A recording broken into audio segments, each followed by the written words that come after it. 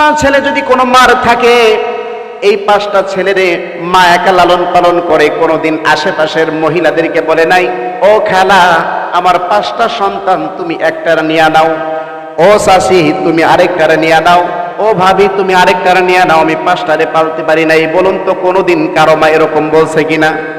আমার বন্ধুগণ, এই মা যখন আমাদেরকে এত কষ্ট করে তিলে তিলে যখন বড় করে, 5টা সন্তান যখন প্রতিষ্ঠিত হয়ে যায়, আহারে আমাদের কপাল পোড়া, এই 5টা সন্তান মিলা একটা মারে পালতে পারি না। কথা ঠিক কিনা? 5 ভাই বৈশা মিটিং করে, তুই 1 মাস খাওয়াবি, তুই 1 মাস খাওয়াইবি, তুই 1 মাস খাওয়াইবি। আরেকজন বলে আমি কিন্তু এর বেশি খাওয়াইতে পারবো না। আহারে কপাল পোড়া, মা বাবা যখন দুনিয়া থেকে বিদায় হয়ে যাবে বুঝবা কেমন জিনিস। তোমার বিদায় হয়ে গেল, 5টা সন্তান মিলা আমরা মারে খাওয়াইতে পারি না, বাবারে পালতে পারি না। আর ওই মা কিভাবে আমাদেরকে একলা 5টা সন্তানরে পালছে। আমরা 5 জন কত কষ্ট দিয়েছি, কিন্তু মা কোনোদিন বলে নাই যে ও পাশের বাড়ির মহিলা আমার সন্তানরে নিয়ে যাও, এই রকম কোনোদিন বলে নাই।